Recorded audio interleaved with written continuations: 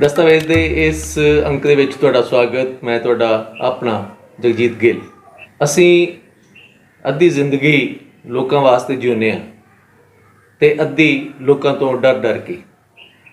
ਲੋਕ ਇਹ ਨਾ ਕਹਿਣ, ਲੋਕ ਉਹ ਨਾ ਕਹਿਣ, ਇਸੇ ਤਰ੍ਹਾਂ ਹੀ ਅਸੀਂ ਸਾਰੀ ਜ਼ਿੰਦਗੀ ਜਿਹੜੀ ਉਹ ਲੰਘਾ ਦਿੰਦੇ ਹਾਂ।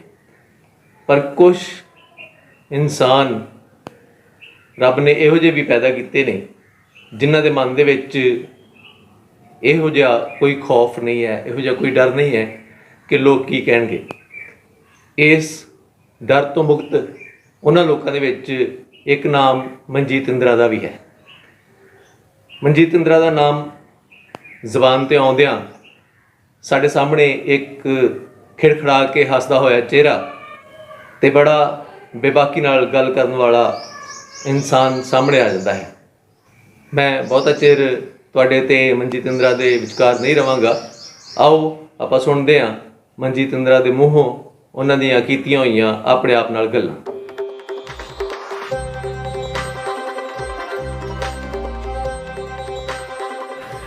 ਜਦੋਂ ਕਦੀ ਵੀ ਕੋਈ ਵੀ ਇੰਟਰਵਿਊ ਲੈਂਦਾ ਹੈ ਤਾਂ ਉਹਦਾ ਪਹਿਲਾ ਸਵਾਲ ਜਿਹੜਾ ਹਰ ਇੱਕ ਲੇਖਕ ਨੂੰ, ਕਲਾਕਾਰ ਨੂੰ, ਆਰਟਿਸਟ ਨੂੰ ਪੁੱਛਦਾ ਹੈ, ਤੁਹਾਡਾ ਜੀ ਜਨਮ ਕਿੱਥੇ ਹੋਇਆ ਸੀ, ਤੁਹਾਡੇ ਮਾਤਾ ਪਿਤਾ ਕੀ ਸੀ, ਤੁਸੀਂ ਪੜ੍ਹੇ ਕਿੰਨਾ ਸੀ, ਕਿੱਥੋਂ ਪੜ੍ਹੇ ਸੀ। ਇਹ ਸਧਾਰਨ ਜਿਹੇ ਸਵਾਲ ਜਿਨ੍ਹਾਂ ਦਾ ਮੇਰਾ ਖਿਆਲ ਹੈ ਕੋਈ ਐਡੀ ਰੈਲੇਵੈਂਸ ਮੇਰਾ ਖਿਆਲ ਨਹੀਂ ਹੁੰਦੀ। ਮੈਂ ਇਸ ਨੂੰ ਥੋੜ੍ਹੇ ਜਿਹੇ ਚੱਲਦੇ ਕਹਾਂ, ਮੈਂ ਬੜੀ ਵਾਰ ਕਹਿ ਚੁੱਕੀ ਹਾਂ ਕਿ ਮੈਂ ਇੱਕ ਬੜੇ ਪੜ੍ਹੇ ਲਿਖੇ ਪਰਿਵਾਰ ਦੀ ਧੀ ਹਾਂ। ਪਰ ਮੈਂ ਇੱਥੇ ਜ਼ਰੂਰ ਦੱਸ ਦੇਣਾ ਚਾਹੁੰਦੀ ਹਾਂ ਕਿ ਜਿਸ ਪਿੰਡ ਵਿੱਚ ਮੇਰਾ ਜਨਮ ਹੋਇਆ ਉਹ ਪਿੰਡ ਇੱਕ ਇੰਪੋਰਟੈਂਟ ਪਿੰਡ ਹੈ, ਉਹ ਖ਼ਾਸ ਪਿੰਡ ਹੈ। ਹੁਸ਼ਿਆਰਪੁਰ ਤੋਂ 2.5 ਕਿਲੋਮੀਟਰ ਦੂਰ ਬਜਵਾੜਾ ਪਿੰਡ ਹੈ। ਉਹ ਬਜਵਾੜਾ ਪਿੰਡ ਬੈਜੂ ਬਾਬਰੇ ਦਾ ਪਿੰਡ ਹੈ। ਬੈਜੂ ਬਾਬਰਾ ਸੰਗੀਤਕਾਰ ਔਰ ਸ਼ੇਰ ਸ਼ਾਹ ਸੂਰੀ ਦੇ ਨਾਨਕੇ ਨੇ, ਜਿਹਦੇ 'ਤੇ ਗ੍ਰੈਂਡ ਟਰੰਕ ਰੋਡ ਬਣਾਈ ਗਈ ਹੈ। ਤੋ ਸ਼ੇਰ ਸ਼ਾਹ ਸੂਰੀ ਦੇ ਉੱਥੇ ਨਾਨਕੇ ਨੇ। ਔਰ ਤੀਸਰਾ ਜਿਹੜਾ ਕਿ ਸੰਗੀਤਕਾਰ ਹਰਵੱਲਭ, ਜਿਹਦਾ ਹਰ ਸਾਲ ਮੇਲਾ ਲੱਗਦਾ ਆ, ਹਰਵੱਲਭ ਮੇਲਾ ਜਲੰਧਰ ਵਿੱਚ। ਤੋ ਉਹ ਜਿਹੜਾ ਸੰਗੀਤਕਾਰ ਨੇ ਹਰਵੱਲਭ ਜੀ, ਉਸ ਪਿੰਡ ਦੇ ਨੇ। ਮੈਂ ਪਿਛਲੇ ਦਿਨਾਂ 'ਚ ਕੈਨੇਡਾ ਗਈ ਸੀ। ਜਦੋਂ ਇਹ ਸਾਰੀ ਗੱਲਬਾਤ ਹੋ ਰਹੀ ਸੀ ਤਾਂ ਉੱਥੇ ਮੈਨੂੰ ਇਕਬਾਲ ਮਾਲ ਹੋਣਾ ਨੇ ਕਿਹਾ ਕਿ ਬੀਬੀ ਜੀ ਇਹਦੇ ਵਿੱਚ ਇੱਕ ਗੱਲ ਹੋਰ ਜੋੜ ਲਓ ਕਿ ਬਜਵਾੜੇ ਵਿੱਚ ਮਾਤਾ ਸੁੰਦਰੀ ਜੀ ਦਾ ਵੀ ਪਿੰਡ ਰਿਹਾ, ਮਾਤਾ ਸੁੰਦਰੀ ਜੀ ਦਾ ਜਨਮ ਸਥਾਨ ਹੈ। ਸੋ ਇਸ ਕਰਕੇ ਇਹ ਜਿਹੜਾ ਬਜਵਾੜਾ ਹੈ, ਮੇਰਾ ਜਿਹੜਾ ਜਨਮ ਸਥਾਨ ਹੈ, ਉਹ ਇਸ ਕਰਕੇ ਇਹਨਾਂ ਵੱਡੀਆਂ ਸ਼ਖਸੀਅਤਾਂ ਕਰਕੇ ਮੇਰਾ ਜਿਹੜਾ ਹੈ, ਮੈਨੂੰ ਬੜਾ ਮਾਣ ਹੁੰਦਾ ਕਿ ਮੈਂ ਨਾਚੀਜ਼ ਨੇ ਉਸ ਭਾਗਾਂ ਭਰੇ ਪਿੰਡ ਦੇ ਵਿੱਚ ਜਨਮ ਲਿਆ, ਮੇਰਾ ਨਾਨਕਾ ਪਿੰਡ। ਤੋ ਅੱਗੇ ਮੈਨੂੰ ਇੱਥੇ ਇੱਕ ਗੱਲ ਚੱਲਦੀ ਹੈ, ਸਾਰਤਰ ਦੀ ਲਾਈਨ ਮੇਰੇ ਦਿਮਾਗ 'ਚ ਆਉਂਦੀ ਹੈ ਕਿ ਸਾਰਤਰ ਨੇ ਕਿਹਾ ਹੈ ਕਿ ਜਨਮ ਲੈਣਾ ਤੁਹਾਡੇ ਵੱਸ ਦੀ ਗੱਲ ਨਹੀਂ, ਤੁਸੀਂ ਇਸ ਦੁਨੀਆ ਵਿੱਚ ਸੁੱਟ ਦਿੱਤੇ ਜਾਂਦੇ ਹੋ। ਲੇਕਿਨ ਜਨਮ ਲੈਣ ਤੋਂ ਬਾਅਦ ਇਹ ਜਦੋਂ ਤੁਹਾਨੂੰ ਜੀਵਨ ਮਿਲਦਾ, ਇਸ ਜੀਵਨ ਵਿੱਚ ਤੁਸੀਂ ਕੀ ਬਣਨਾ ਹੈ, ਤੁਸੀਂ ਕੀ ਹੋ ਕੇ, ਕੀ ਬਣ ਕੇ ਇਸ ਦੁਨੀਆ ਤੋਂ ਰੁਖਸਤ ਹੋਣਾ, ਵਿਦਾ ਲੈਣੀ ਹੈ। ਤੋ ਇਹ ਬੰਦੇ ਦੇ ਹੱਥ ਵੱਸ ਦੀ ਗੱਲ ਹੁੰਦੀ ਹੈ। ਤੋ ਇਸੇ ਲਈ ਬੰਦਾ ਮਿਹਨਤ ਕਰਦਾ ਹੈ, ਕੋਈ ਆਪਣੇ ਕਿਸੇ ਖਿੱਤੇ ਨੂੰ ਚੁਣਦਾ ਹੈ, ਕਿਸੇ ਨੂੰ ਚੁਣਦਾ ਹੈ। ਚਲਦਿਆਂ ਮੈਂ ਇੱਕ ਗੱਲ ਹੋਰ ਕਹਿਣਾ ਚਾਹੁੰਦੀ ਹਾਂ ਕਿ ਜਦੋਂ ਮੇਰਾ ਜਨਮ ਹੋਇਆ ਅਤੇ ਕੁਦਰਤੀ ਤੌਰ 'ਤੇ ਸੀ ਕਿ ਵੀ ਨਾਮਕਰਨ ਹੁੰਦੇ ਹੈ। ਤੋ ਕਿਉਂਕਿ ਮੇਰੇ ਨਾਂ ਦਾ ਬੜਾ ਅਜੀਬ ਤਰ੍ਹਾਂ ਨਾਲ ਕਈ ਵਾਰੀ ਮੈਨੂੰ ਇਸ ਨਾਮ ਨੇ ਕਈ ਵਾਰ ਇਸ ਝੰਜਟ 'ਚ ਪਾਇਆ ਕਿ ਮੈਂ ਪਿਛਲੇ ਦਿਨਾਂ 'ਚ ਲਿਖਿਆ ਵੀ ਸੀਗਾ ਆਪਣੀ ਤਾਂਡਵ ਦੀ ਕਿਤਾਬ ਦਾ, ਮੈਂ ਜਿਹੜਾ ਆਪਣੇ ਵੱਲੋਂ ਲਿਖਿਆ ਕਿ ਜਦੋਂ ਪਾਉਂਟਾ ਸਾਹਿਬ ਕਵੀ ਦਰਬਾਰ ਹੋਣਾ ਸੀ, ਮੈਨੂੰ ਸਿਰਫ ਇਸ ਕਰਕੇ ਨਹੀਂ ਬੁਲਾਇਆ ਗਿਆ ਸੀ ਕਿ ਮੇਰਾ ਨਾਂ ਮਨਜੀਤ ਇੰਦਰਾ ਮੇਰੇ ਨਾਂ ਨਾਲ ਲੱਗਦਾ ਹੈ। ਬੜਾ ਅਫਸੋਸ ਹੈ ਮੈਨੂੰ ਇਸ ਗੱਲ ਦਾ। ਤਾਂ ਮੈਂ ਇਸ ਨਾਂ ਦੀ ਅੱਜ ਤੁਹਾਨੂੰ ਦੱਸਣਾ ਚਾਹੁੰਦੀ ਹਾਂ ਕਿ ਕਿਸੇ ਰਾਜਨੀਤੀ ਪ੍ਰਭਾਵਸ਼ਾਲੀ ਰਾਜਨੇਤਾ ਦੇ ਨਾਂ ਦੇ ਤੋਂ ਪ੍ਰਭਾਵਿਤ ਹੋ ਕੇ ਨਾ ਮੈਂ ਨਾਂ ਰੱਖਿਆ, ਇਹ ਨਾ ਮੇਰਾ ਤਖੱਲਸ ਹੈ, ਨਾ ਮੇਰੇ ਘਰਦਿਆਂ ਨੇ। ਮੇਰਾ ਨਾਂ ਮੇਰੇ ਪਿਤਾ ਦੀ ਦੇਣ ਹੈ। ਮੈਨੂੰ ਜਦੋਂ ਮੈਂ ਪੈਦਾ ਹੋਈ ਮੇਰਾ ਨਾਮਕਰਨ ਕਰਨਾ ਸੀ। ਮੇਰੇ ਨਾਨਾ ਜੀ ਨੇ ਗੁਰਬਾਣੀ ਤੋਂ, ਮੈਂ ਸਰਦਾਰਾਂ ਦੀ ਧੀ ਹਾਂ, ਤਾਂ ਗੁਰਬਾਣੀ ਤੋਂ ਦੇ ਵਿੱਚੋਂ ਵਾਕ ਲਿਆ। ਵਾਕ ਦਾ ਪਹਿਲਾ ਸ਼ਬਦ ਮਾਂ ਸੀ, ਮੰਮਾ ਸ਼ਬਦ ਸੀ। ਤਾਂ ਉਹ ਸ਼ਬਦ ਤੋਂ ਮੇਰੀ ਮਾਤਾ ਦਾ ਨਾਂ ਨਰਿੰਜਨ ਕੌਰ ਹੋਣ ਕਰਕੇ ਮੇਰੇ ਨਾਨਾ ਜੀ ਨੇ ਮੇਰਾ ਨਾਂ ਮਨੋਰੰਜਨ ਕੌਰ ਰੱਖਿਆ। ਮੇਰੇ ਪਿਤਾ ਨੂੰ ਲੱਗਾ ਕਿ ਵੀ ਇਹ ਨਾਂ ਦਾ ਮਤਲਬ ਮਨੋਰੰਜਨ ਕੌਰ ਤਾਂ ਕੀ ਹੋਇਆ। ਸੋ ਫਿਰ ਮਹਿੰਦਰ ਕੌਰ, ਮਨਿੰਦਰ ਕੌਰ ਵਗੈਰਾ ਵਗੈਰਾ ਬੜੇ ਨਾਂ ਰੱਖੇ ਗਏ। ਤਾਂ ਮੇਰੇ ਪਿਤਾ ਨੂੰ ਇਹ ਨਾਂ ਪਸੰਦ ਨਹੀਂ ਸੀ। ਉਨੀ ਦਿਨੀ ਮੇਰੇ ਪਿਤਾ ਦੀ ਬਦਲੀ, ਕਿਉਂਕਿ ਮੇਰੇ ਪਿਤਾ ਇੱਕ ਐਜੂਕੇਸ਼ਨਿਸਟ ਸਨ। ਸ਼ੁਰੂ ਦੇ ਦਿਨਾਂ 'ਚ ਮੇਰੇ ਪਿਤਾ ਸਾਇੰਸ ਮਾਸਟਰ ਸੀਗੇ ਅਤੇ ਉਹ ਕੋਟਕਪੂਰੇ ਵਿੱਚ ਗਵਰਨਮੈਂਟ ਹਾਈ ਸਕੂਲ ਕੋਟਕਪੂਰੇ 'ਚ ਉਹਨਾਂ ਦੀ ਟਰਾਂਸਫਰ ਹੋਈ। ਉਹ ਗਵਰਨਮੈਂਟ ਹਾਈ ਸਕੂਲ ਕੋਟਕਪੂਰੇ ਜਿਹੜਾ ਪਹਿਲਾ ਨਾਂ ਸੀ, ਜਦੋਂ ਮੇਰੇ ਪਿਤਾ ਉੱਥੇ ਬਦਲ ਕੇ ਗਏ, ਉਦੋਂ ਉਸ ਸਕੂਲ ਦਾ ਨਾਂ ਸੀ Kanwar Manjit Indira government high school Kotkapura. So ਉਸ ਨਾਂ ਤੋਂ ਮੇਰੇ ਪਿਤਾ ਪ੍ਰਭਾਵਿਤ ਹੋਏ ਹੀ ਹੋਣਗੇ। ਉਹ ਨਾਂ ਬਹੁਤ ਚੰਗਾ ਲੱਗਿਆ ਹੀ ਹੋਊਗਾ, ਜਿਹੜਾ ਉਹਨਾਂ ਨੇ ਆਪਣੀ ਧੀ, ਜਿਹਨੂੰ ਉਹ ਬਹੁਤ ਪਿਆਰ ਕਰਦੇ ਸੀ, ਉਹਦਾ ਨਾਂ ਮਨਜੀਤ ਇੰਦਰਾ ਰੱਖਿਆ।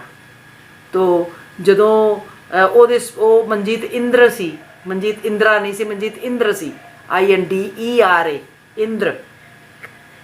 ਉਹ ਫਰੀਦਕੋਟ ਦੇ ਮਹਾਰਾਜੇ ਦੇ ਬੇਟੇ ਦਾ ਨਾਂ ਹੋਏਗਾ, ਹੋ ਸਕਦਾ। ਤੋ ਮੈਂ ਇਸ ਚੱਕਰ 'ਚ ਆਪਾਂ ਨਾ ਪਈਏ।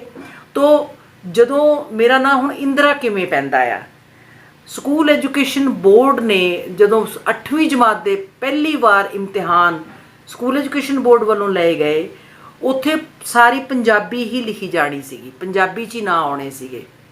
ਤੋ ਲਛਮਣ ਸਿੰਘ ਗਿੱਲ ਤੋਂ ਬਾਅਦ ਸਾਰੀ ਪੰਜਾਬੀ ਹੋ ਗਈ ਸੀ। ਇਹ ਪੰਜਾਬੀ ਦੀ ਦੇਣ ਲਛਮਣ ਸਿੰਘ ਗਿੱਲ ਦੀ। ਤੋ ਉੱਥੇ ਮੇਰਾ ਨਾਂ ਪੰਜਾਬੀ 'ਚ ਲਿਖਿਆ ਜਾਣਾ ਸੀ। ਮੇਰੇ ਇੱਕ ਅਧਿਆਪਕ ਸੀ ਓਂਕਾਰ ਨਾਥ, ਗਵਰਨਮੈਂਟ ਹਾਈ ਸਕੂਲ ਪਸੌੜ, ਜ਼ਿਲ੍ਹਾ ਸੰਗਰੂਰ ਦੇ ਵਿੱਚ, ਜਿੱਥੇ ਮੈਂ 5ਵੀਂ ਤੋਂ 10ਵੀਂ ਤੱਕ ਪੜ੍ਹੀ ਹਾਂ। ਤੋ ਉਸ ਸਕੂਲ ਦੇ ਵਿੱਚ ਜਿਹੜੇ ਮੇਰੇ ਟੀਚਰ ਸੀ, ਮੈਨੂੰ ਬਹੁਤ ਚੰਗਾ ਪਿਆਰ ਕਰਦੇ ਸੀ। ਮੈਂ ਆਪਣੇ ਪੜ੍ਹਾਈ ਦੇ ਦਿਨਾਂ ਵਿੱਚ ਮੈਂ ਹੁਸ਼ਿਆਰ ਵੀ ਸੀਗੀ। ਤੋ ਮੈਨੂੰ ਉਹ ਕਹਿੰਦੇ ਮੇਰੇ ਪਿਤਾ ਨੂੰ ਕਿ ਸਰ ਤੁਸੀਂ ਮੈਨੂੰ ਕੁੜੀ ਤਾਂ ਨਹੀਂ ਦੇਣੀ, ਪਰ ਮੈਨੂੰ ਇੰਦਰਾ ਸੋਹਣਾ ਲੱਗਦਾ ਜੀ, ਤੁਸੀਂ ਇਹਦਾ ਨਾਮ ਮਨਜੀਤ ਇੰਦਰ ਨਾ ਲਿਖੋ, ਮਨਜੀਤ ਇੰਦਰਾ ਲਿਖੋ। ਸੋ ਇਉਂ ਮੇਰੇ ਪਿਤਾ ਨੇ ਕਿਹਾ ਠੀਕ ਹੈ। ਤੋ ਇਉਂ ਮੇਰੇ ਜਿਹੜਾ ਫਰਾਕ ਦਿਲ ਪਿਤਾ, ਜਿਹਨੂੰ ਤੁਸੀਂ ਕਹੋਗੇ ਕਿ ਜਿਹਨੂੰ ਕਿਸੇ ਧਰਮ 'ਚ, ਕਿਸੇ ਵਾਦ 'ਚ ਕੋਈ ਵਿਸ਼ਵਾਸ ਨਹੀਂ ਸੀ, ਮੇਰਾ ਕਾਮਰੇਡ ਪਿਤਾ, ਸੈਕੂਲਰ ਸੋਚ ਵਾਲਾ ਮੇਰਾ ਪਿਤਾ, ਉਸ ਨੇ ਮੇਰਾ ਨਾਂ ਮਨਜੀਤ ਇੰਦਰਾ ਰੱਖਿਆ। ਇਹ ਮਨਜੀਤ ਇੰਦਰਾ ਮੈਂ ਤੁਹਾਡੇ ਰੂਬਰੂ ਹਾਂ। ਮਨਜੀਤ ਇੰਦਰਾ ਮੇਰੀ ਆਇਡੈਂਟੀਟੀ ਹੈ, ਮੇਰੀ ਪਛਾਣ ਹੈ। ਤੋ ਇਸੇ ਨਾਂ ਨਾਲ ਮੈਂ ਹਰ ਵਾਰ ਮੁਖਾਤਬ ਹੁੰਦੀ ਹਾਂ, ਹੁਣ ਵੀ ਤੁਹਾਨੂੰ ਮੁਖਾਤਬ ਹਾਂ। ਅਤੇ ਇਹ ਨਾਂ ਮੇਰੀ ਆਇਡੈਂਟੀਟੀ ਹੈ, ਮੇਰੀ ਪਹਿਚਾਣ ਹੈ। ਮੈਂ ਆਪਣੀ ਜ਼ਿੰਦਗੀ 'ਚ ਜਿੱਥੇ ਮੈਂ ਪਿਆਰ ਕਵਿਤਾਵਾਂ ਲਿਖੀਆਂ ਨੇ, ਜਾਂ ਮੈਂ ਔਰਤ ਦੇ ਅੰਤःਕਰਨ ਵਿੱਚ ਬੈਠ ਕੇ ਗੱਲ ਕੀਤੀ ਹੈ, ਉਹਦੇ ਔਰਤ ਦੇ ਪਰਤ ਪਈ ਔਰਤ ਦੀ ਗੱਲ ਕੀਤੀ ਹੈ। ਕਾਲੇ ਬਾਗ ਵਿੱਚ, ਪੂਰਤੀ ਅਪੂਰਤੀ ਵਿੱਚ,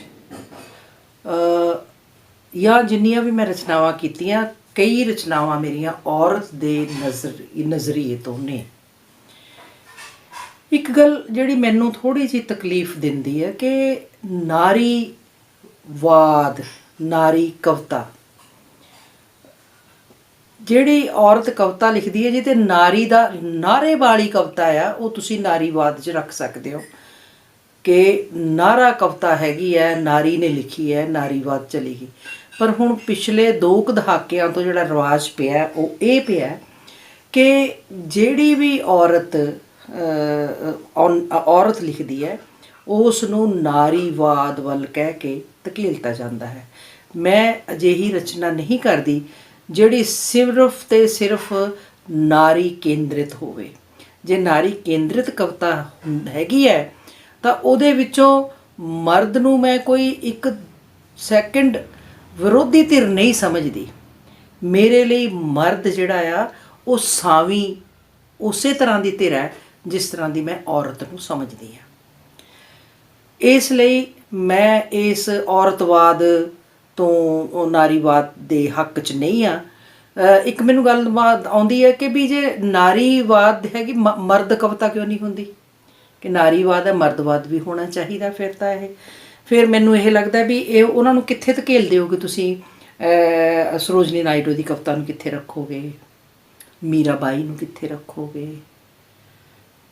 ਅਮਰਤਾ ਪ੍ਰੀਤਮ ਨੂੰ ਕਿੱਥੇ ਰੱਖੋਗੇ, ਮਹਾਸ਼ਵੇਤਾ ਦੇਵੀ ਨੂੰ ਕਿੱਥੇ ਰੱਖੋਗੇ, ਮਹਾਦੇਵੀ ਵਰਮਾ ਨੂੰ ਕਿੱਥੇ ਰੱਖੋਗੇ।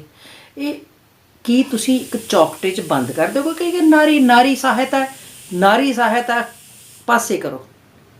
ਜੇ ਉੱਥੇ ਨਹੀਂ ਹੁੰਦਾ ਤਾਂ ਉਹ ਕਵਿਤਾ ਹੀ ਨਾਰੀ ਕਵਿਤਾ ਵਿੱਚ ਸ਼ਾਮਲ ਕੀਤੀ ਜਾਵੇ, ਜਿਹੜੀ ਕਵਿਤਾ ਜਿਹੜੀ ਹੈ ਉਹ ਨਾਰੀ ਲਈ ਨਾਅਰੇਬਾਜ਼ੀ ਵਾਲੀ ਕਵਿਤਾ ਹੈਗੀ ਹੈ, ਸਿਰਫ ਨਾਰੀ ਦੇ ਹੱਕ 'ਚ ਕਿ ਨਾਰੀ ਆ ਉੱਥੇ ਤੱਕ ਵੀ। ਮੈਂ ਜਿੱਥੇ ਇਸ ਤਰ੍ਹਾਂ ਦੀ ਕਵਿਤਾ ਲਿਖੀ ਹੈ,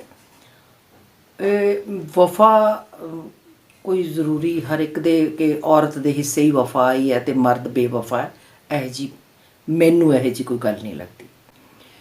ਨਾ ਤਾਂ ਸਾਰੀ ਦੀ ਸਾਰੀ ਵਫਾ ਔਰਤ ਦੀ ਹੈ ਅਤੇ ਨਾ ਹੀ ਸਾਰੀ ਦੀ ਸਾਰੀ ਬੇਵਫਾਈ ਮਰਦ ਦੇ ਹਿੱਸੇ ਆਈ ਹੈ। ਕਿਤੇ ਔਰਤ ਮਰ ਰਹੀ ਹੈ, ਕਿਤੇ ਮਰਦ ਮਰ ਰਿਹਾ ਹੈ। ਮੇਰੇ ਨਾਂ ਨਾਲ ਇੱਕ ਸ਼ਬਦ ਬੇਬਾਕੀ ਜੁੜਦਾ ਹੈ, ਠੀਕ ਹੈ, ਮੈਂ ਐਕਸੈਪਟ ਕਰਦੀ ਹਾਂ ਇਸ ਸ਼ਬਦ ਨੂੰ। ਲੇਕਿਨ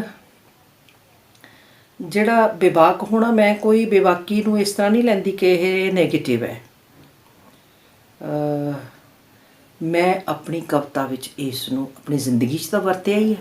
ਮੈਂ ਬੜੀ ਬੇਬਾਕ ਹਾਂ, ਮੂੰਹ ਦੇ ਉੱਤੇ ਗੱਲ ਕਹਿਣ ਵਾਲੀ ਹਾਂ, ਨਹੀਂ ਚੰਗੀ ਲੱਗਦੀ ਜਾਂ ਮੈਂ ਨਹੀਂ ਬਰਦਾਸ਼ਤ ਕਰਦੀ ਜਾਂ ਮੈਂ ਕਵਿਤਾ ਲਿਖੀ ਹੈ ਐਸੀ। ਮੇਰੀ ਇੱਕ ਕਿਤਾਬ ਹੈਗੀ ਹੈ, ਮੈਂ ਕਿਤਾਬ ਲਿਖੀ ਤੂੰ ਆਵਾਜ਼ ਮਾਰੀ ਹੈ ਵਿੱਚ ਮੈਂ ਇੱਕ ਔਰਤ ਨੂੰ ਪਿੱਛੇ ਐਕਸਟਰਾ ਮੈਰਿਟਲ ਰਿਲੇਸ਼ਨ, ਵਿਆਹ ਬਾਰੇ ਸੰਬੰਧਾਂ ਦੀ ਗੱਲ ਹੈ। ਬੜਾ ਰੌਲਾ ਆ, ਬੜਾ, ਇਹ ਅੱਜ ਦਾ ਨਹੀਂ ਹੈ, ਬੜਾ ਪੁਰਾਣਾ ਆ। ਅਤੇ ਜੇ ਸਾਡੇ ਸਾਹਿਤ ਵਿੱਚ ਵੀ ਹੈ, ਸਾਡੇ ਆਰਟ ਵਿੱਚ ਵੀ ਹੈ, ਸਾਡੀ ਬਾਹਰਲੀ ਜ਼ਿੰਦਗੀ ਵਿੱਚ ਵੀ ਹੈ। ਵਿਆਹੀਆਂ ਵਰੀਆਂ ਔਰਤਾਂ, ਵਿਆਹੀਆਂ ਵਰਿਆਂ ਬੰਦਿਆਂ ਦੇ ਮੋਢਿਆਂ ਦੇ ਉੱਤੇ ਸਵਾਰ ਕੁਛ ਹਾਸਲ ਕਰਨ ਲਈ ਸ਼ਾਇਦ, ਪਰ ਕੀ ਹਾਸਲ ਕਰਨਾ ਹੈ? ਆਪਣਾ ਨਾਂ ਵਧਾਉਣ ਲਈ ਇਹ ਮੁਆਫ ਕਰਨਾ। ਸਾਡੇ ਸਾਹਿਤ ਵਿੱਚ ਇਹ ਰੁਝਾਨ ਪਿਛਲੇ ਸਮਿਆਂ ਤੋਂ ਕੋਈ ਮੇਰਾ ਖਿਆਲ ਹੈ ਦਹਾਕੇ ਕੁ ਤੋਂ ਜ਼ਿਆਦਾ ਵੱਧ ਗਿਆ ਆ। ਹੈ ਤਾਂ ਉਹ ਪਹਿਲਾਂ ਵੀ ਸੀਗਾ ਇਸ ਤਰ੍ਹਾਂ ਦਾ ਚਲਨ, ਪਰ ਹੁਣ ਇਹ ਕੁਛ ਜ਼ਿਆਦਾ ਹੀ ਹੋਇਆ ਆ। ਪ੍ਰਗਤੀਵਾਦ ਇਹਨੂੰ ਕਹਿੰਦੇ ਹੋਣਗੇ, ਨਹੀਂ। ਖੈਰ, ਮੈਂ ਇਸ ਗੱਲ ਨੂੰ ਵੀ ਇੱਥੇ ਛੱਡਦੀ ਹਾਂ। ਉਹਨਾਂ ਦੀ ਮਰਜ਼ੀ, ਜੋ ਕਰਨਾ ਚਾਹੁੰਦੀਆਂ ਨੇ ਜਾਂ ਕਰਨਾ ਚਾਹੁੰਦੇ ਨੇ ਕਰਨੇ। ਮੈਂ ਆਪਣੀ ਕਿਤਾਬ ਲਿਖੀ ਸੀ ਤੂੰ ਆਵਾਜ਼ ਮਾਰੀ ਹੈ ਐਕਸਟਰਾ ਮੈਰਿਟਲ ਰਿਲੇਸ਼ਨ 'ਤੇ। ਉਹਦੇ 'ਤੇ ਮੈਂ ਔਰਤ ਨੂੰ ਪਿੱਛੇ ਹਟਾਇਆ ਸੀ ਅਤੇ ਮੈਨੂੰ ਬੜੀ ਤਕਲੀਫ ਹੋਈ ਸੀ ਕਿ ਮੈਂ ਔਰਤ ਨੂੰ ਇੱਕ ਨੂੰ ਪਿੱਛੇ ਹਟਾ ਕੇ ਕੀ ਕਰਾਂਗੀ। ਉਹ ਕਿਤਾਬ ਦਾ ਨਾਂ ਸੀ ਤੂੰ ਆਵਾਜ਼ ਮਾਰੀ ਹੈ। ਮੈਂ ਕਵਿਤਾ ਦੇ ਵਿੱਚ ਨਾਵਲ ਲਿਖਣ ਦੀ ਕੋਸ਼ਿਸ਼ ਕੀਤੀ ਸੀ। ਮੈਂ ਕਿੰਨੀ ਕੁ ਸਫਲ ਹੋਈ ਹਾਂ ਇਹਦੇ ਵੱਲ ਕਿਸੇ ਆਲੋਚਕ ਦਾ ਅਜੇ ਤੱਕ ਧਿਆਨ ਨਹੀਂ ਗਿਆ। ਅਤੇ ਮੈਂ ਫਿਰ ਇੱਕ ਕਿਤਾਬ ਲਿਖੀ ਅਲਖ। ਆਪਣੇ ਬੇਬਾਕੀ ਦਾ ਫ਼ਾਇਦਾ ਉਠਾਇਆ, ਸਮਝ ਲਓ ਤੁਸੀਂ, ਫ਼ਾਇਦਾ ਉਠਾਇਆ ਮੈਂ, ਜਾਂ ਮੈਂ ਆਪਣੇ ਬਿਊਰੋਕਰੇਟਸ ਦੋਸਤਾਂ ਨਾਲ, ਬਿਊਰੋਕਰੇਟਸ ਨਾਲ, ਪੋਲੀਟੀਕਲ ਬੰਦਿਆਂ ਨਾਲ, ਆਪਣੇ ਸਾਹਿਤਕ ਬੰਦਿਆਂ ਨਾਲ, ਮਰਦਾਂ ਨਾਲ, ਔਰਤਾਂ ਨਾਲ ਵੀ ਮੈਂ ਇਹ ਵਿਸ਼ਾ ਛੇੜਿਆ ਕਿ ਇਹ ਜਿਹੜਾ ਵਿਆਹ ਬਾਰੇ ਸੰਬੰਧ ਨੇ, ਉਹਨਾਂ ਬਾਰੇ ਬੜੀ ਖੁੱਲ੍ਹ ਕੇ ਚਰਚਾ ਉਹਨਾਂ ਨੇ ਵੀ ਕੀਤੀ ਅਤੇ ਮੈਂ ਵੀ ਕੀਤੀ। ਅਤੇ ਮੈਂ ਉਹਨਾਂ ਨੂੰ ਬਿਲਕੁਲ ਇਹ ਪਤਾ ਨਹੀਂ ਲੱਗਣ ਦਿੱਤਾ ਵੀ ਮੈਂ ਇਹ ਚਰਚਾ ਕਿਉਂ ਕਰ ਰਹੀ ਹਾਂ। ਮੈਂ ਇਹਦੇ ਬਾਰੇ ਕੁਛ ਲਿਖਣਾ ਆ ਕਿ ਕਿਵੇਂ ਕਰਨਾ ਹੈ। ਸੋ ਮੈਂ ਉਸ 'ਤੇ ਚਰਚਾ ਕੀਤੀ ਅਤੇ ਉਹਦੇ ਉੱਤੇ ਮੈਂ ਲਿਖਿਆ। ਪਰ ਮੈਂ ਜਦੋਂ ਲਿਖਣ ਬੈਠੀ ਤਾਂ ਮੈਨੂੰ ਲੱਗਿਆ ਵੀ ਜੇ ਮੈਂ ਮਰਦ ਨੂੰ ਕਹਾਂਗੀ ਤੂੰ ਆਹ ਕਰਦਾ, ਤੂੰ ਉਹ ਕਰਦਾ, ਤੂੰ ਉਹ ਕਰਦਾ, ਤਾਂ ਮੇਰੇ 'ਤੇ ਇੱਕ ਇਲਜ਼ਾਮ ਜਾਏਗਾ ਕਿ ਮੈਂ ਮਰਦ ਨੂੰ ਗਾਲਾਂ ਕੱਢਦੀ ਹਾਂ। ਮੈਂ ਇੱਥੇ ਇਹ ਵੀ ਦੱਸਦੇ ਹਾਂ ਕਿ ਉੱਥੇ ਕਈ ਐਸੇ ਸੀ, ਮੈਂ ਵਿਚਾਰੇ ਗਰੀਬੜੇ ਮਰਦਾਂ ਨੂੰ ਵੀ ਮਿਲੀ ਹਾਂ ਜਿਹੜੀ ਔਰਤ ਦੇ ਜ਼ੁਲਮ ਤੋਂ ਸਤਾਏ ਹੋਏ ਬੰਦੇ ਸੀ। ਠੀਕ ਹੈ, ਔਰਤਾਂ ਵੱਧ ਨੇ, ਬੰਦੇ ਘੱਟ ਨੇ, ਪਰ ਇਹ ਨਹੀਂ ਹੈਗੇ ਨੇ। ਤਾਂ ਮੈਂ ਉਹ ਕਵਿਤਾਵਾਂ ਉਹਦੇ ਵਿੱਚ ਵੀ ਸ਼ਾਮਲ ਕੀਤੀਆਂ। ਸੋ ਮੈਂ ਇੱਕ ਸੋਚੀ ਪੈ ਗਈ ਵੀ ਕੀ ਕਰਾਂ। ਫਿਰ ਮੇਰੀ ਖਿਆਲ ਗਿਆ ਕਿ ਗੁਰੂਆਂ ਨੇ ਸਾਰੀ ਗੁਰਬਾਣੀ ਸਾਡੀ ਜੀਵ ਇਸਤਰੀ ਦੇ ਰੂਪ 'ਚ ਲਿਖੀ ਹੋਈ ਹੈ। ਕਿੱਸਾਕਾਰਾਂ ਦੀ ਜਿਹੜੀ ਹੈ ਜਾਂ ਸਾਡੀ ਸੂਫੀ ਫਕੀਰਾਂ ਨੇ ਜਿਹੜੀ ਲਿਖੀ ਹੈ ਉਹ ਸਾਰੀ ਜੀਵ ਇਸਤਰੀ ਵੱਲੋਂ ਇਸਤਰੀ ਰੂਪ 'ਚ ਲਿਖੀ ਹੋਈ ਹੈ। ਸ਼ਿਵ ਕੁਮਾਰ ਦੀ ਲੂਣਾ ਜਿਹੜੀ ਹੈ ਖ਼ਾਸ ਤੌਰ 'ਤੇ ਉਹਦੀ ਕਵਿਤਾ ਵੀ ਔਰਤ ਵੱਲੋਂ ਲਿਖੀ ਹੋਈ ਹੈ, ਲੇਕਿਨ ਲੂਣਾ ਖ਼ਾਸ ਤੌਰ 'ਤੇ ਲੂਣਾ ਦੇ ਮਨ ਅੰਦਰ ਬਹਿ ਕੇ ਗੱਲ ਉਸ ਬੰਦੇ ਨੇ ਕੀਤੀ ਹੈ, ਉਸ ਸ਼ਾਇਰ ਨੇ ਕੀਤੀ ਹੈ। ਮੈਂ ਉਹਨੂੰ ਸਜਦਾ ਕਰਦੀ ਹਾਂ ਔਰ ਇਹ ਉਸ ਦੀ ਮੈਂ ਇਹ ਸੋਚਿਆ ਕਿ ਜੇ ਉਹ ਔਰਤ ਬਣ ਕੇ ਲਿਖ ਸਕਦੇ ਆ ਤਾਂ ਮੈਂ ਮਰਦ ਬਣ ਕੇ ਕਿਉਂ ਨਹੀਂ ਲਿਖ ਸਕਦੀ। ਸੋ ਇਹ ਅਲਖ ਦੀ ਕਵਿਤਾ ਜਿਹੜੀ ਹੈਗੀ ਹੈ ਸਾਰੀ ਮਰਦ ਵੱਲੋਂ ਕਵਿਤਾ ਹੈ ਕਿ ਮੈਂ ਇਹ ਕਰਦਾ, ਮੈਂ ਇੱਦਾਂ ਦਾ, ਮੈਂ ਜੋ ਵੀ ਹਾਂ, ਜੋ ਮੈਂ ਉਹਨਾਂ ਇੰਟਰਵਿਊ 'ਚੋਂ ਕੱਢਿਆ ਵੀ ਮੈਂ ਕਿੰਨਾ ਘਟੀਆ, ਮੈਂ ਕਿੰਨਾ ਕਮੀਨਾ, ਕਿੰਨਾ ਬੁਜ਼ਦਿਲਾਂ, ਇੱਕ ਦਹਾਕੇ ਦੀ ਸਾਂਝ ਨੂੰ ਧੰਗਾਣੀ ਦੱਸਦਾ, ਮੈਂ ਜਿੱਥੇ ਦੇਖਦਾ ਉੱਥੇ। ਸੋ ਇਹ ਕਿਸਮ ਦੀ ਉਹ ਕਵਿਤਾ ਲਿਖੀ। ਉਸ ਕਵਿਤਾ ਲਿਖਣ ਤੋਂ ਬਾਅਦ ਮੈਨੂੰ ਇਹ ਵੀ ਹੋਇਆ ਕਿ ਮਨਜੀਤ ਇੰਦਰਾ ਹੁਣ ਰਹਿਣ ਦੇ ਬਸ ਕਰ। ਜਿਨ੍ਹਾਂ ਮੈਨੂੰ ਮੈਂ ਇੱਕ ਇਹ ਵੀ ਕਹਿ ਦਿੱਤਾ, ਹੁਣ ਮੇਰੀ ਬੇਬਾਕੀ ਹੋਰ ਨਹੀਂ ਸੀ ਕਿ ਮੈਂ ਕਿਹਾ ਜੀ ਤੁਹਾਨੂੰ ਆਪਣਾ ਚਿਹਰਾ ਤਾਂ ਨਜ਼ਰ ਨਹੀਂ ਆਉਂਦਾ ਇਹਦੇ ਵਿੱਚ।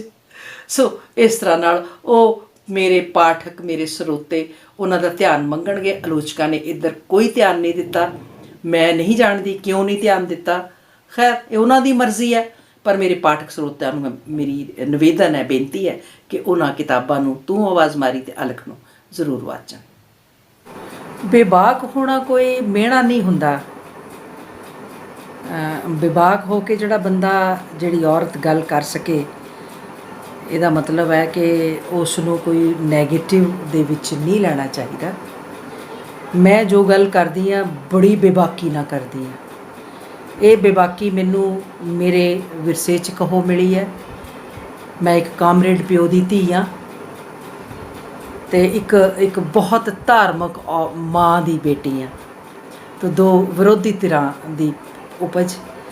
ਲੇਕਿਨ ਮੈਂ ਜੋ ਕੁਛ ਮੇਰਾ ਖਿਆਲ ਹੈ ਵੀ ਮੈਂ ਜੋ ਕੁਛ ਬਹੁਤੇ ਤੌਰ ਦੇ ਉੱਤੇ ਜਿਹੜਾ ਕੁਛ ਗ੍ਰਹਿਣ ਕੀਤਾ, ਉਹ ਜਿਹੜੀ ਬੇਬਾਕੀ ਹੈ ਉਹ ਮੈਂ ਆਪਣੇ ਪਿਤਾ ਤੋਂ ਗ੍ਰਹਿਣ ਕੀਤੀ ਹੈ। ਸੋ ਮੈਂ ਅੱਜ ਤੱਕ ਜਿਹੜੀ ਵੀ ਗੱਲ ਕੀਤੀ ਹੈ ਉਹ ਪੂਰੀ ਬੇਬਾਕੀ ਨਾਲ ਕੀਤੀ ਹੈ। ਆਪਣੀ ਕਵਿਤਾ ਜਿਹੜੀ ਮੈਂ ਪਿਆਰ ਕਵਿਤਾ ਨਾਲ ਸ਼ੁਰੂ ਕੀਤਾ ਸੀਗਾ। ਜਦੋਂ ਪਹਿਲਾਂ ਲਿਖਣਾ ਸ਼ੁਰੂ ਕੀਤਾ, ਮੈਂ ਕਹਿੰਦੀ ਹਾਂ ਕਿ ਵੀ ਮੈਂ ਮੇਰਾ ਪਿਤਾ ਸਭ ਤੋਂ ਵਧੀਆ, ਮੇਰਾ ਸਭ ਤੋਂ ਪਹਿਲਾ ਔਰ ਸਭ ਤੋਂ ਵਧੀਆ ਮੇਰਾ ਦੋਸਤ ਮੇਰਾ ਪਿਤਾ ਰਿਹਾ। ਅਤੇ ਉਸ ਤੋਂ ਮੇਰੇ ਪਿਤਾ ਤੋਂ ਬਾਅਦ ਅਤੇ ਮੇਰੇ ਪਿਤਾ ਦੇ ਹੁੰਦਿਆਂ ਵੀ ਇੱਕ ਮੇਰਾ ਦੂਸਰਾ ਦੋਸਤ, ਉਹ ਸਸ਼ਕਤ ਦੋਸਤ ਜਿਹਦੇ ਨਾਲ ਮੈਂ ਵਿਦਵਤਾ ਦੀ ਗੱਲ ਕਰਦੀ ਹਾਂ, ਮੇਰੇ ਤੋਂ 16 ਸਾਲ ਛੋਟਾ ਮੇਰਾ ਭਰਾ ਓਂਕਾਰ ਹੈ। ਮੇਰੇ ਮਿੱਤਰ ਦੋਸਤ ਸਾਰੇ ਜਾਣਦੇ ਹੋਣਗੇ ਕਿ ਮੇਰੀ ਕਵਿਤਾ ਨੂੰ ਅਤੇ ਮੈਨੂੰ ਸਮਝਣ ਵਾਲਾ, ਵੇਖਣ ਵਾਲਾ, ਲੋਕਾਂ ਤੋਂ ਵਖਰਾਉਣ ਵਾਲਾ ਇੱਕ ਮੇਰਾ ਪਹਿਲਾ ਪਾਠਕ, ਮੇਰਾ ਪਹਿਲਾ ਸਰੋਤਾ ਮੇਰਾ ਭਰਾ ਹੈਗਾ। ਸੋ ਮੈਨੂੰ ਬਾਹਰ ਝੱਕ ਮਾਰਨ ਦੀ ਲੋੜ ਨਹੀਂ ਪਈ ਕਦੀ ਜ਼ਿੰਦਗੀ 'ਚ ਕਿ ਵੀ ਮੈਂ ਬਾਹਰ ਦੋਸਤੀਆਂ ਕਾਇਮ ਕਰਦੀ ਫਿਰਾਂ। ਅਤੇ ਦੂਸਰੀ ਗੱਲ ਇਹ ਹੈ ਕਿ ਮੈਂ ਜੋ ਲਿਖਿਆ ਮੈਂ ਉਹ ਉਸ ਤਰ੍ਹਾਂ ਨਾਲ ਲਿਖਿਆ ਕਿ ਜਿਵੇਂ ਮੈਂ ਮਹਿਸੂਸ ਕੀਤਾ ਹੈ, ਚਾਹੇ ਉਹ ਆਪਣੇ ਆਲੇ ਦੁਆਲੇ ਬਾਰੇ ਹੋਵੇ, ਚਾਹੇ ਉਹ ਕਿਸੇ ਔਰਤ ਬਾਰੇ ਹੋਵੇ, ਚਾਹੇ ਉਹ ਮੇਰਾ ਸਵੈ ਕਿਉਂ ਨਾ ਹੋਵੇ। ਜਿਹੜਾ ਮੇਰਾ ਸਵੈ ਹੈ ਜੇ ਉਹ ਦੂਜਿਆਂ 'ਚ ਨਹੀਂ ਢਲ ਜਾਂਦਾ, ਪਰ ਨਹੀਂ ਹੋ ਜਾਂਦਾ, ਤਾਂ ਮੈਂ ਸਮਝਦੀ ਹਾਂ ਕਿ ਮੇਰੀ ਰਚਨਾ ਤਾਂ ਕੰਪਲੀਟ ਹੋਈ ਨਹੀਂ। ਤਾਂ ਮੈਂ ਇੱਥੇ ਇੱਕ ਆਪਣੀ ਕਵਿਤਾ ਤੁਹਾਡੇ ਨਾਲ ਸਾਂਝੀ ਕਰਨ ਲੱਗੀ ਹਾਂ ਕਿ ਮੇਰੇ ਰਿਸ਼ਤੇ, ਮੇਰੇ ਨਾਤੇ ਛਲਾਵੇ ਸਨ, ਜਿਨ੍ਹਾਂ ਨੂੰ ਫੜਨ ਖਾਤਰ ਦੌੜਦੀ ਮੈਂ ਹਫ ਗਈ ਹਾਂ। ਪਤਾ ਨਹੀਂ ਭੋਰ ਦਾ ਤਾਰਾ ਕਦੋਂ ਚੜ੍ਹਿਆ, ਕਦੋਂ ਡੁੱਬਿਆ, ਮੇਰੇ ਚੇਤੇ 'ਚ ਰਹਿ ਗਈ ਲਟਕਦੀ ਹੋਈ ਲੀਕ ਲੰਮੀ ਟੁੱਟਦੀ ਹੋਈ ਉਸ ਤਾਰੇ ਦੀ। ਵਫਾ ਦੇ ਸਿਰ ਚੜ੍ਹੀ ਤੋਹਮਤ ਨਾ ਕਿਧਰੇ ਇਹ ਸਮਝ ਬੈਠੇ ਕਿ ਹੁਣ ਇਸ ਭਾਰ ਦੇ ਹੇਠਾਂ ਇਹ ਉਮਰਾਂ ਦਲੀ ਤੇ ਮਿੱਦੀ ਫਿਰ ਕਿਸੇ ਦਾ ਰਾਹ ਤੱਕੇਗੀ। ਇਹਨਾਂ ਰਿਸ਼ਤਿਆਂ ਦੀ ਮੌਤ ਦੇ ਮਾਤਮ 'ਚ ਡਿੱਗਣਗੇ ਜੇ ਅਣਚਾਹੇ ਦੇ ਜਿਹੇ ਦੋ ਚਾਰ ਟੇਪੇ ਜ਼ਖਮੀ ਕੋਇਆਂ 'ਚੋਂ, ਤਾਂ ਵੀ ਅੰਤਰ ਨਿਰਮਲ ਸ਼ਾਂਤ ਜਲ ਵਿੱਚ ਜ਼ਰਾ ਹਰਕਤ, ਜ਼ਰਾ ਜੁੰਬਸ਼, ਜ਼ਰਾ ਹਿਲਜੁਲ ਨਾ ਹੋਏਗੀ। ਕੋਈ ਸੁੰਦਰਾ ਕਿਉਂ ਤੜਪੇ, ਕਿਉਂ ਭਟਕੇ, ਕਿਸੇ ਰੂਹ ਦੇ ਥਿੜਕੇ ਹੋਏ ਗਰੀਬ ਜੋਗੜੇ ਪਿੱਛੇ ਮੇਰੇ ਰਿਸ਼ਤੇ ਮੇਰੇ ਨਾਤੇ ਛਲਾਵੇ ਸਨ। ਮੈਂ ਔਰਤਾਂ ਨੂੰ ਕਹਿਣਾ ਚਾਹੁੰਦੀ ਹਾਂ ਕਿ ਜਿਹੜੇ ਰਿਸ਼ਤੇ ਨਾਲ ਨਿਭਦੇ ਹੀ ਨਹੀਂ ਹੈਗੇ, ਉਹ ਚਾਹੇ ਰਿਸ਼ਤੇ ਕਿਸੇ ਹੀ ਕਿਸਮ ਦੇ ਹੋਣ, ਸਮਾਜ ਵਿੱਚ ਸਾਡੇ ਬੜੇ ਹਰ ਤਰ੍ਹਾਂ ਦੇ ਰਿਸ਼ਤੇ ਨੇ, ਉਹ ਕਿਸੇ ਤਰ੍ਹਾਂ ਦੇ ਵੀ ਰਿਸ਼ਤੇ ਹੋਣ, ਉਹ ਰਿਸ਼ਤੇ ਜਿਹੜੇ ਨੇ ਜੇ ਉਹ ਨਹੀਂ ਨਿਭਦਾ ਤੇ ਉਹਨੂੰ ਉੱਥੇ ਬਾਏ ਬਾਏ ਕਹਿਣ ਵਿੱਚ ਹੀ ਮੇਰਾ ਖਿਆਲ ਹੈ ਕਿ ਸਾਡੀ ਅੱਛਾ ਹੋਣਾ ਚਾਹੀਦਾ। ਤੇ ਉਹ ਰਿਸ਼ਤੇ ਨੂੰ ਬਜਾਏ ਕਿ ਉਹ ਰਿਸ਼ਤਾ ਉੱਦਾਂ ਦਮ ਤੋੜਦਾ ਰਹੇ, ਦਮ ਘੁੱਟਦਾ ਰਹੇ, ਉਸ ਰਿਸ਼ਤੇ ਨੂੰ ਉੱਥੇ ਖ਼ਤਮ ਕਰ ਦੇਣ ਦੇ ਵਿੱਚ ਹੀ ਭਲੀ ਮਾਨਸੀ ਹੈ। ਤੁਹਾਡਾ ਫਾਇਦਾ, ਤੁਹਾਡੀ ਬੁੱਧੀਮਤਾ ਇਹਦੇ ਵਿੱਚ ਹੀ ਹੈ।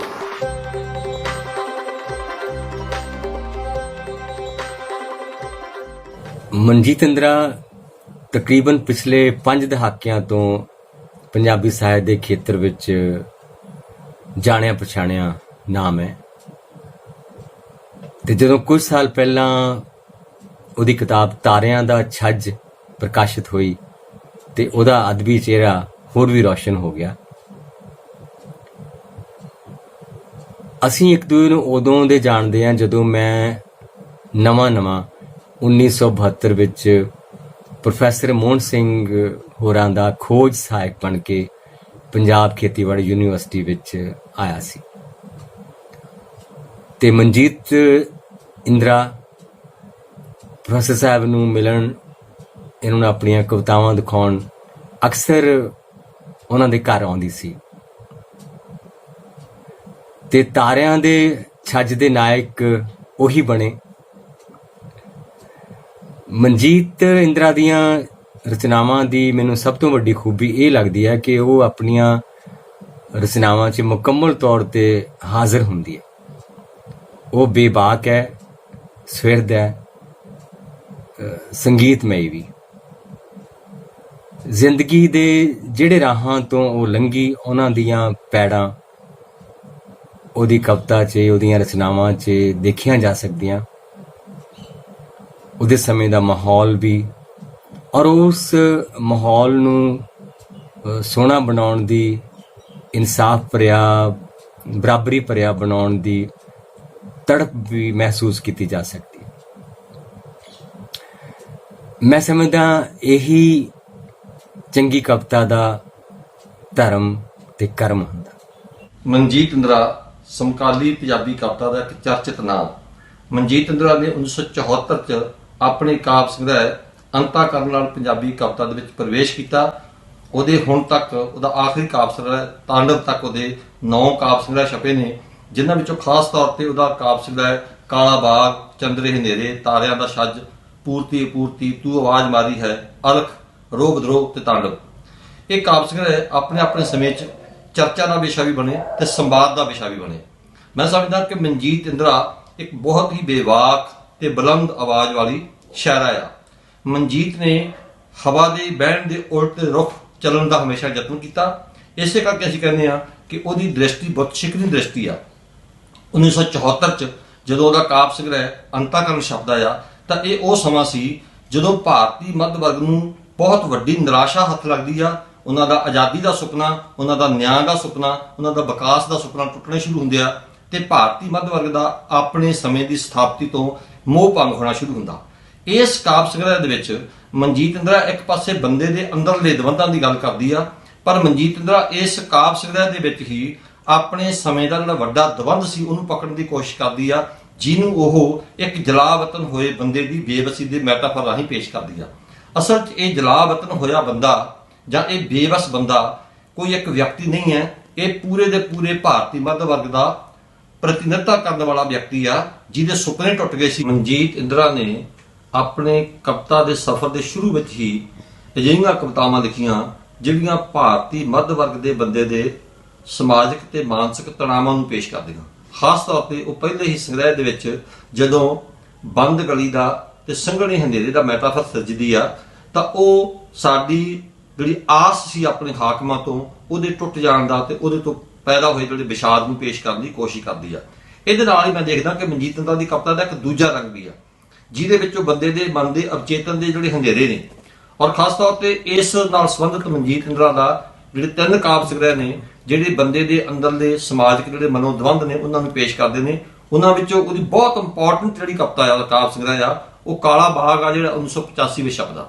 ਕਾਲਾ ਬਾਗ ਦੇ ਵਿੱਚ ਉਹ ਬੰਦੇ ਦੇ ਅਵਚੇਤਨ ਦੇ ਹਨੇਰਿਆਂ ਨੂੰ ਪੇਸ਼ ਕਰਦੀ ਆ ਕਿ ਸਾਡੇ ਸੁਪਨੇ ਇੱਕ ਪਾਸੇ ਨੇ, ਸਾਡੀਆਂ ਕਾਮਨਾਵਾਂ ਇੱਕ ਪਾਸੇ ਨੇ, ਸਾਡੀਆਂ ਬਰਦਨਾਵਾਂ ਤੇ ਟੈਬੂਜ਼ ਇੱਕ ਪਾਸੇ ਨੇ। ਟੈਬੂਜ਼ ਤੇ ਬਰਦਨਾਵਾਂ ਬੰਦੇ ਦੇ ਸੁਪਨਿਆਂ ਨੂੰ ਕਿਵੇਂ ਖੋਰਾ ਲਾਉਂਦੇ ਆ, ਬੰਦੇ ਨੂੰ ਅੰਦਰੋਂ ਅੰਦਰ ਸਿਉਂਕ ਨੂੰ ਕਿਵੇਂ ਖਾ ਜਾਂਦੇ ਆ। ਮਨਜੀਤ ਇੰਦਰਾ ਇਸ ਨਿਬੰਧ ਨੂੰ ਕਿ ਖਾਸ ਤੌਰ ਤੇ ਜਿਹੜੇ ਪਛੜੇ ਹੋਏ ਸਮਾਜ ਨੇ ਜਾਂ ਜਿਹੜੇ ਸਨਾਤਨੀ ਕੁੱਟਣ ਵਾਲੇ ਸਮਾਜ ਨੇ ਉਹਨਾਂ ਵਿੱਚ ਬੰਦੇ ਦੀਆਂ ਆਸ਼ਾਵਾਂ ਦਾ ਤੇ ਬੰਦੇ ਦੀਆਂ ਉਸ ਬਸ ਦੀਆਂ ਸਥਿਤੀਆਂ ਦਾ ਇੱਕ ਟਕਰਾਅ ਰਹਿੰਦਾ, ਜਿਹਨੂੰ ਮੈਂ ਕਹਿ ਰਿਹਾ ਵਰਗਣਾ ਤੇ ਟੈਬੂਜ਼ ਦਾ ਟਕਰਾਅ। ਇਸ ਸਮੇਂ ਜਿਹੜਾ ਮਨਜੀਤ ਇੰਦਰਾ ਦੀ ਕਿਤਾਬ ਆਉਂਦੀ ਹੈ ਛਪ ਕੇ ਕਾਲਾ ਬਾਗ, ਉਹਦੇ ਵਿੱਚ ਬਹੁਤ ਖੂਬਸੂਰਤ ਮੈਟਾਫਰ ਦਿੱਤੀ ਆ। ਇੱਕ ਪਾਸੇ ਉਹਦੀ ਸਖੀ ਆ ਜੋਗਣ ਆ, ਦੂਜੇ ਪਾਸੇ ਉਹ ਉਹਨੂੰ ਸੁਚੇਤ ਕਰ ਰਹੀ ਹੈ ਉਸ ਜੋਗਣ ਨੂੰ ਜਾਂ ਉਸ ਸਖੀ ਨੂੰ ਕਿ ਤੂੰ ਜਿਹੜਾ ਟੂਣੇ ਹਾਰ ਜੋਗੀ ਉਹਦੇ ਤੋਂ ਬਚ ਕੇ ਰਹੀ। ਕਵਿਤਾ ਇੱਕ ਪਾਸੇ ਜਿਹੜਾ ਸਾਡਾ ਸਮਾਜਿਕ ਦਮਨ ਆ ਉਹਦੇ ਵੱਖਰੇ ਵੱਖਰੇ ਰੂਪਾਂ ਨੂੰ ਪੇਸ਼ ਕਰਦੀ ਆ। ਇਹ ਦਮਨ ਰਾਜਸੀ ਵੀ ਹੋ ਸਕਦਾ ਆ, ਇਹ ਦਮਨ ਸਮਾਜਿਕ ਤੇ ਮਰਦ ਦੁਆਰਾ ਸਿਰਜੀ ਹੋਈ ਸੱਤਾ ਦਾ ਦਮਨ ਵੀ ਹੋ ਸਕਦਾ, ਜਿਹਨੂੰ ਅਸੀਂ ਕਹਿ ਸਕਦੇ ਹਾਂ ਕਿ ਪਿੱਤਰ ਸੱਤਾ ਤੇ ਉਹਦੀਆਂ ਸੰਸਥਾਵਾਂ ਦਾ ਦਮਨ। ਖਾਸ ਤੌਰ ਤੇ ਮਨਜੀਤ ਇੰਦਰਾ ਦਾ ਜਿਹੜਾ ਪਾਤਰ ਆ ਉਹ ਅਜਿਹਾ ਕਾਵਿ ਪਾਤਰ ਆ ਜਿਹੜਾ ਸਾਡੀ ਪਿੱਤਰ ਸੱਤਾ ਦੀਆਂ ਸੰਸਥਾਵਾਂ, ਚਾਹੇ ਉਹ ਘਰ ਦੀ ਸੰਸਥਾ ਆ, ਚਾਹੇ ਉਹ ਪਰਿਵਾਰ ਦੀ ਸੰਸਥਾ ਆ, ਤੇ ਚਾਹੇ ਉਹ ਵਿਆਹ ਦੀ ਸੰਸਥਾ ਆ, ਇਹਨਾਂ ਸੰਸਥਾਵਾਂ ਵੱਲ ਪਿੱਠ ਬੋਲੀ ਖੜਾ ਆ। ਜਿਹਨੂੰ ਮੈਂ ਕਿਹਾ ਸੀਗਾ ਕਿ ਮਨਜੀਤ ਇੰਦਰਾ ਦਾ ਕਾਵਿ ਪਾਤਰ ਮਰਿਆਦਾ ਦੀ ਰਾਮਕਾਰ ਤੋਂ ਬਾਹਰ ਖੜਾ ਆ।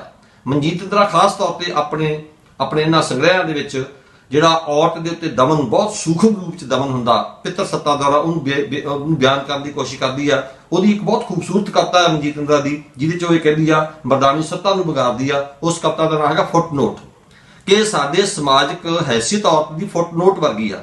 ਜਾਂ ਉਹਦੀ ਇੱਕ ਹੋਰ ਕਵਿਤਾ ਜਿਹਦੇ ਚ ਉਹ ਕਹਿੰਦੀ ਆ ਕਿ ਪਤੀ ਆਪ ਤਾਂ ਤਰ੍ਹਾਂ ਦੀ ਖੁੱਲ੍ਹ ਲੈਣੀ ਚਾਹੁੰਦਾ, ਪਰ ਆਪਣੀ ਪਤਨੀ ਬਾਰੇ ਸੁਪਨੇ ਵਿੱਚ ਵੀ ਆਪਣੇ ਪਤਨੀ ਦੀ ਕਿਸੇ ਹੋਰ ਨਾਲ ਸਹਿਬਾਸ ਨੂੰ ਦੇਖ ਕੇ ਕੰਬ ਜਾਂਦਾ, ਸੋਚ ਕੇ ਕੰਬ ਜਾਂਦਾ ਆ। ਸੋ ਚਾਹੇ ਉਹ ਅਲਖ ਦੀ ਫੁੱਟਨੋਟ ਵਰਗੀ ਕਵਿਤਾ ਹੋਵੇ ਜਾਂ ਉਹ ਮਰਦਾਨੀ ਹੋਣ ਨੂੰ ਸੱਟ ਮਾਰਨ ਵਰਗੀਆਂ ਕਵਿਤਾਵਾਂ ਹੋਣ।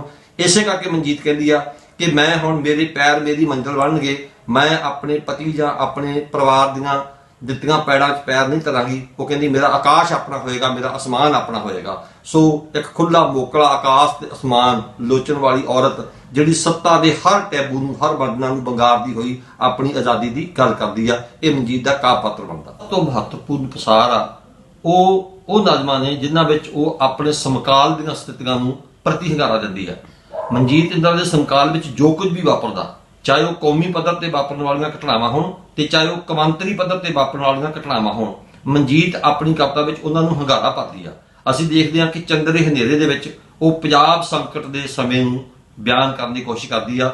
ਔਰ ਇਹਨਾਂ ਸਮਿਆਂ 'ਚ ਲਿਖਿਆ ਹੋਇਆ ਮਨਜੀਤ ਇੰਦਰਾ ਦਾ ਪ੍ਰਗੀਤ ਸਾਡਾ ਸੂਰਜ ਵੀ ਬੋੜੋ ਬਹੁਤ ਹੀ ਮਹੱਤਵਪੂਰਨ ਪ੍ਰਗੀਤ ਆ, ਜਿਹਦੇ 'ਚ ਉਸ ਸਮੇਂ ਜਦੋਂ ਹਰ ਪਾਸੇ ਤੋਂ ਆਵਾਜ਼ਾਂ ਗੁੰਮ ਹੋ ਗਈਆਂ ਸੀ, ਗੁਆਚ ਗਈਆਂ ਸੀ, ਜਦੋਂ ਸਮਾਜ ਵਿੱਚ ਦਬਦੇ ਹੋਏ ਬੰਦੇ ਨੇ, ਇੱਕ ਤਰੇਕੇ ਹੋਏ ਬੰਦੇ ਨੇ, ਇੱਕ ਦਹਿਲੇ ਹੋਏ ਬੰਦੇ ਨੇ ਮੌਨ ਧਾਰਨ ਕਰ ਲਿਆ ਸੀ, ਉਸ ਵੇਲੇ ਮਨਜੀਤ ਬੜੀ ਬੁਲੰਦ ਆਵਾਜ਼ ਵਿੱਚ ਇਹ ਕਹਿ ਰਹੀ ਆ ਕਿ ਸਾਡਾ ਸੂਰਜ ਮੋੜੋ, ਸਾਡਾ ਅਸਮਾਨ ਮੋੜੋ, ਸਾਡੇ ਸੁਪਨੇ ਮੋੜੋ। ਔਰ ਅੱਗੇ ਜਾ ਕੇ ਅਸੀਂ ਦੇਖਦੇ ਹਾਂ ਕਿ ਅੱਜ ਜਦੋਂ ਮਨਜੀਤ ਇੰਦਰਾ ਪਿਛਲੇ ਸਮੇਂ 'ਚ ਜਦੋਂ ਰੋਹ ਬਦਰੋਹ ਲਿਖਦੀ ਆ ਤੇ ਜਾਂ ਅੱਜ ਜਦੋਂ ਤਾਂਡਵ ਲਿਖਦੀ ਆ, ਤਾਂ ਮਨਜੀਤ ਇੰਦਰਾ ਉਹਨਾਂ ਸਵਾਲਾਂ ਦੇ ਸਨਮੁਖ ਹੁੰਦੀ ਆ। ਇੱਕ ਦੇਖਣ ਵਾਲੀ ਗੱਲ ਇਹ ਆ ਕਿ ਮਨਜੀਤ ਇੰਦਰਾ ਦਾ ਕਾਵਿ ਪਾਤਰ ਨਾ ਮਰਦ ਤੋਂ ਤਰਸ ਮੰਗਦਾ ਆ, ਨਾ ਕਰੁਣਾ ਯਾਤਨਾ ਕਰਦਾ ਆ। ਉਹਦਾ ਕਾਵਿ ਪਾਤਰ ਰੋਂਦੂ ਨੂੰ, ਜਿਵੇਂ ਸਾਡਾ ਮੱਧ ਵਰਗ ਦਾ ਆਮ ਤੌਰ ਤੇ ਕਵੀ ਕਰਦਾ ਆ। ਉਹਦੀਆਂ ਕਾਵਿ ਪਾਤਰ ਬਹੁਤ ਬੁਲੰਦ ਆਵਾਜ਼ ਵਾਲੀਆਂ ਔਰਤਾਂ ਨੇ, ਬਹੁਤ ਵਾਗੀ ਕਿਸਮ ਦੀਆਂ ਔਰਤਾਂ ਨੇ, ਜਾਂ ਬਹੁਤ ਸ਼ਿਕਨੀ ਜਿਨ ਵਾਲੀਆਂ ਉਹਦੀਆਂ ਔਰਤਾਂ ਨੇ। ਖਾਸ ਤੌਰ ਤੇ ਅਸੀਂ ਜਦੋਂ ਦੇਖਦੇ ਹਾਂ ਕਿ ਇਸ ਸਮੇਂ 'ਚ ਮਨਜੀਤ ਕਵਿਤਾ ਲਿਖ ਰਹੀ ਆ ਜਦੋਂ ਮੋਗੇ 'ਚ ਇੱਕ ਕਾਂਡ ਵਾਪਰਦਾ ਕਿ ਜਿੱਥੇ ਮਾਂ ਤੇ ਧੀ ਨੂੰ ਬੱਸ ਵਿੱਚੋਂ ਸੁੱਟ ਦਿੱਤਾ ਜਾਂਦਾ ਹੈ, ਤਾਂ ਮਨਜੀਤ ਉਦੋਂ ਕਵਿਤਾ ਲਿਖਦੀ ਆ ਕਿ ਧੀਆਂ ਦਾ ਕਾਲ ਪਵੇ ਇੱਥੇ। ਉਹ ਸਰਾਪ ਦਿੰਦੀ ਆ ਕਿ ਸਾਡਾ ਸਮਾਜ ਜਿਹੜਾ ਔਰਤ ਦੀ ਕਦਰ ਨਹੀਂ ਕਰਨਾ ਚਾਹੁੰਦਾ, ਧੀਆਂ ਸਰਾਪ ਦਿੰਦੀਆਂ ਕਿ ਇੱਥੇ ਧੀਆਂ ਨਾ ਪੈਦਾ ਹੋਣ। ਭਾਵੇਂ ਮਨਜੀਤ ਇੰਦਰਾ ਰਾਜਸੀ ਤੇਵਰ ਵਾਲੀ ਕਵਿਤਾ ਨਹੀਂ ਲਿਖਦੀ, ਉਸ ਦੀ ਕਵਿਤਾ ਦਾ ਜਿਹੜਾ ਮੁਹਾਵਰਾ ਹੈ ਉਹ ਸੱਭਿਆਚਾਰਕ ਆ, ਪਰ ਉਸ ਦੇ ਆਖਰੀ ਕਾਵਿ ਸੰਗ੍ਰਹਿ ਤਾਂਡਵ ਦੇ ਵਿੱਚ ਕੁਝ ਨਜ਼ਮਾਂ ਐਸੀਆਂ ਨੇ ਜਿਹੜੀਆਂ ਸਾਡੇ ਮੌਜੂਦਾ ਰਾਜਸੀ ਸੰਦ੍ਰਿਸ਼ ਨੂੰ ਬਿਆਨ ਕਰਦੀਆਂ ਨੇ, ਔਰ ਸਾਡੇ ਰਾਜਸੀ ਸੰਦ੍ਰਿਸ਼ ਦੇ ਵਿੱਚ ਜੋ ਕੁਝ ਅਸਖਾਵਾਂ ਤੇ ਮਨੁੱਖ ਵਿਰੋਧੀ ਵਾਪਰਿਆ ਉਹਨੂੰ ਉਹ ਬੜੀ ਬੁਲੰਦ ਆਵਾਜ਼ ਵਿੱਚ ਨਕਾਰਦੀ ਆ। ਖਾਸ ਤੌਰ ਤੇ ਇਹ ਸੰਗ੍ਰਹਿ ਦੇ ਵਿੱਚ ਮਨਜੀਤ ਇੰਦਰਾ ਜੋ ਕੁਝ ਪੰਜਾਬ ਵਿੱਚ ਵਾਪਰਿਆ, ਚਾਹੇ ਉਹ ਚਿੱਟਾ ਵਿਕ ਰਿਹਾ ਹੋਵੇ, ਚਿੱਟੇ ਬਾਰੇ ਉਹਦੀ ਇੱਕ ਨਜ਼ਮ ਆ। ਇਸੇ ਤਰ੍ਹਾਂ ਉਹ ਇੱਕ ਨਜ਼ਮ ਇਹ ਵੀ ਕਹਿ ਰਹੀ ਆ ਕਿ ਸਾਡਾ ਜਿਹਨੂੰ ਦਿਲ ਕਰੇਗਾ ਅਸੀਂ ਉਹਦੀ ਪੂਜਾ ਕਰਾਂਗੇ। ਪੂਜਾ ਕਿਸ ਦੀ ਕਰਨੀ ਆ, ਕਿਵੇਂ ਕਰਨੀ ਆ, ਇਹ ਸਾਡੀ ਮਰਜ਼ੀ ਆ।